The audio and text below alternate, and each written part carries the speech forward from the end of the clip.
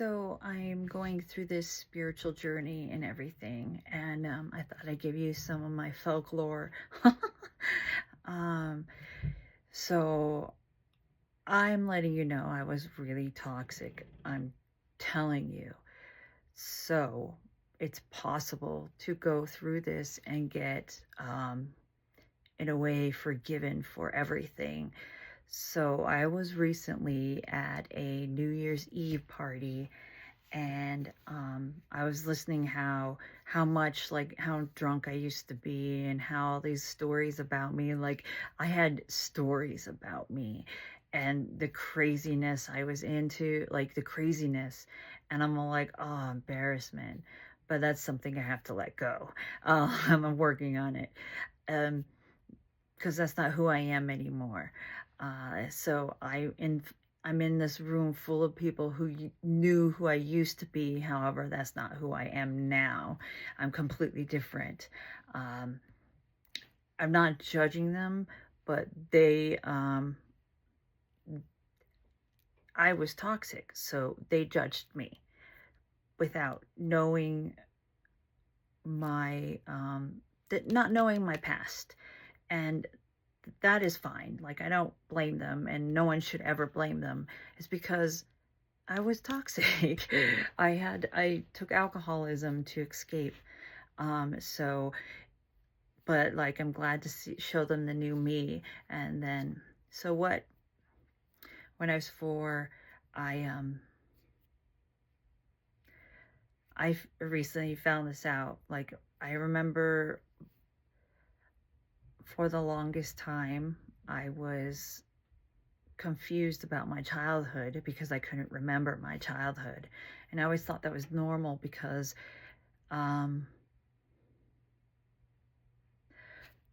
like, I was like, oh, I was at a young age, so I wouldn't remember anything. But there's like a certain time that I don't even remember. Like, for the longest time, I wouldn't even remember until I was like 8. And then some memories are popping in. I've been in therapy all my life. Like, I've been in therapy since I was 5, apparently. And I didn't know that. My mother had to tell me. So I was in EMDR, which I highly recommend. And when I was 4, my dad sexually assaulted me. I don't remember it, but I could feel it. I could feel it, and it's heartbreaking. Like, a 4-year-old. I'm even getting teary-eyed. But so people may want to blame him, and he does have to answer for his actions.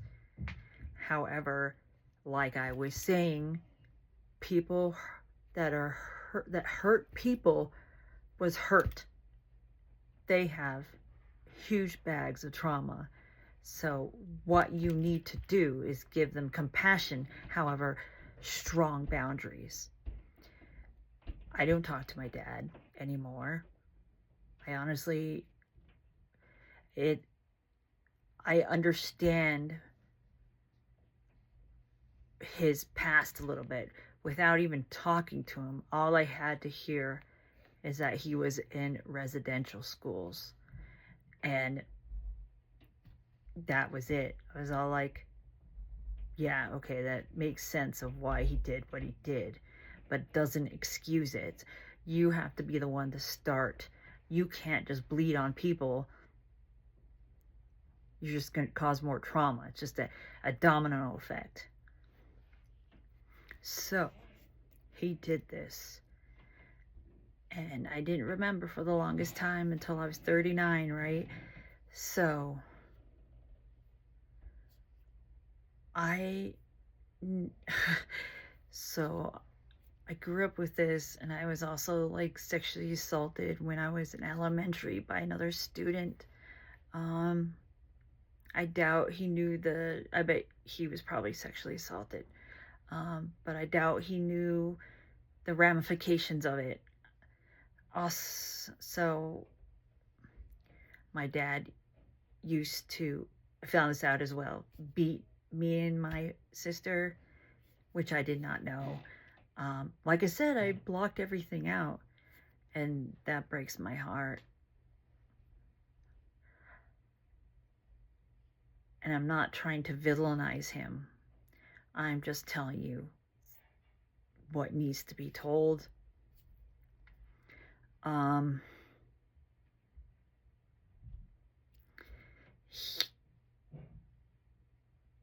Actions have consequences. And I'm sorry, this is going. And I don't like bringing people's faults out in public. Like, it's one thing I don't, because I feel like I said, I'm very compassionate. So I don't like people to look badly on people because they have no idea what they're going through, because everybody judged me for the longest time. Like I said, I used to act out, used to have toxic traits. They judged me all the time. So I have compassion for people who judge people. That's why I'm so against people being like, oh, this person's a narcissist. Well, do you know narcissism is like their background is trauma. That's a coping thing.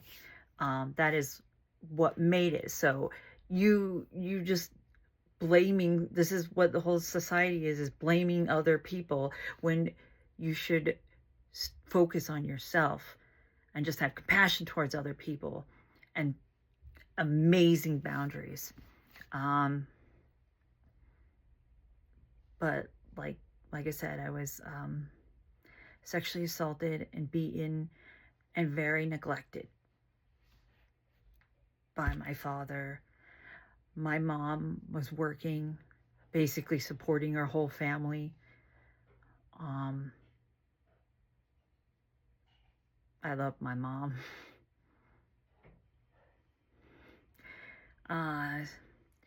However, she was supporting her whole family, so like she wasn't there, and that wasn't her fault. I should have had help from my father. He used to tell me I was a failure on some things, and so I grew up with that. I grew up with his anger too. He had explosive anger.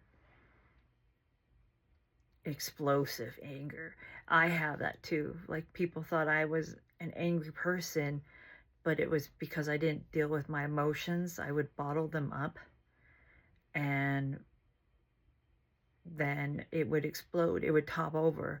And no one really took no offense to my friends and family, no one really looked deeper. They only saw the surface level. And that's why I think this whole thing about mental illness needs to be said. Like, people don't understand where other people are coming from. I was judged all my life, picked on. I have a learning disability, so it's like it's like dyslexia. So like I kind of stutter sometimes, and sometimes I say the wrong word, but in my mind it kind of just fits together, and I'm all like, did not know that. I feel like everybody in this generation has ADHD. Maybe I'm kind of a little bit autistic, and I'm great at masking now. Like, my whole life, people thought I was weird and would make fun of me, especially my weight. They would make fun of my weight. They put signs on my back. I was bullied a lot through through elementary, through middle school, through high school. I don't know about college, because by then I've gotten to a point where I just ignore the noise. Even though it was happening, I ignored it. Plus, like, the drinking started, and I used to get not like during my teenager years, I used to get the cops called on me. And it wasn't like anything bad. Like, it sounds like it's bad, but it's not. It's like my mom was like, okay, get out of my house, like, because I was reckless and I was ridiculous. So, because I had all this stuff and I didn't tell anybody. That's another thing with mental illness. You don't tell anybody. I kept the stuff inside me because I felt like, because my mom wasn't there to help, and my dad would like not care. Like, he would literally not care about the emotions. Like, I'm supposed to be like this way, and like controlling. He was very controlling. And so it made me like keep my emotions in and try to be the best little girl I could be, you know?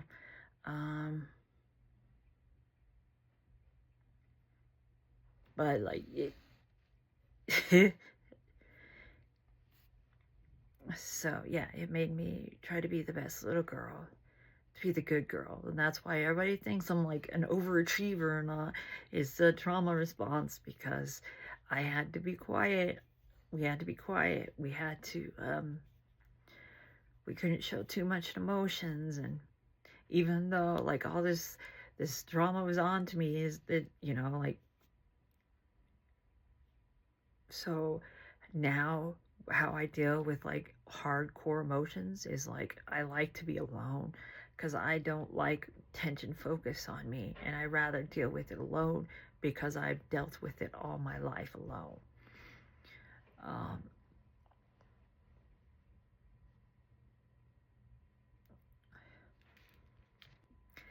Besides the abuse on me and my sister, the abuse was on my mom. She was probably terrified.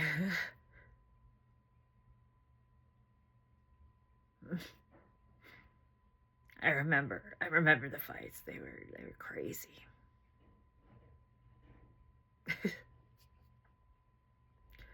um so that's the house I grew up in.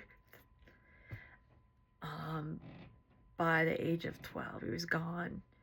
I think the last thing I remember is that I was sick one night. I was coughing and stuff, and my mom asked him to go to the store to get some cough medicine, and he got upset and he never came back. So I always joke around that he went to go get cigarettes, because I have a dark sense of humor, obviously. Who wouldn't have a dark sense of humor?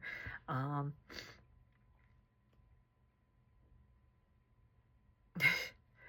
uh,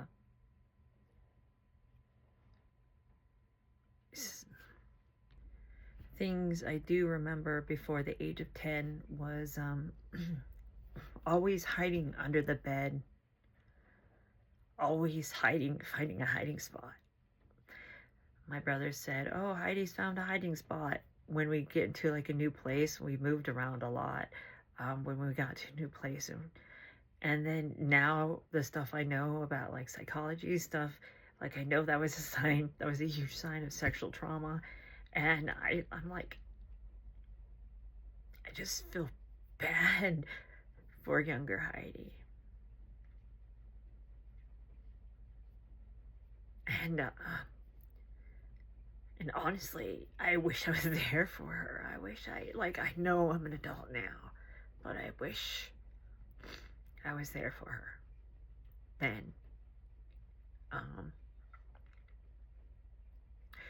and I can go on about the rest of my life. I could do another segment about 10 to 20 and then 20 to now. But this was my foundation. And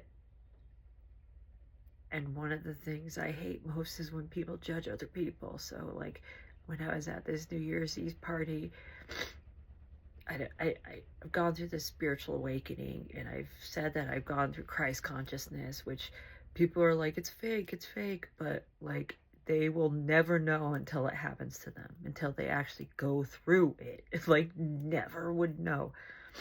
So you could call it fake until it actually happens. Now I can like talk to spirits. I can like I have a bunch of spiritual gifts, which are amazing, because I did the work. you have to do the work. You have to heal. Especially now, like we're in a state of this world where everybody blames everybody, and we need people who are compassionate to realize that these people are hurting and they need help. And like right now we're failing as a community because we just put labels on everything and start attacking people, when we should get more into like what's going on with our mind and what's affecting our minds and stuff like that. um I don't know. I think we've lost our way and we need to get back. We need to improve it, not go back to what it was, but improve it. We need a whole revamping of everything. But this is my story before 10. But like I said, the whole going to this party and having all these people remember me and telling me all these stories, embarrassing stories. And now I'm like, oh yeah, that was me. I was really toxic. But there was a reason why. I'm so glad I'm not that person anymore. But this is like one of my parts. Part of my life. Stay tuned for more.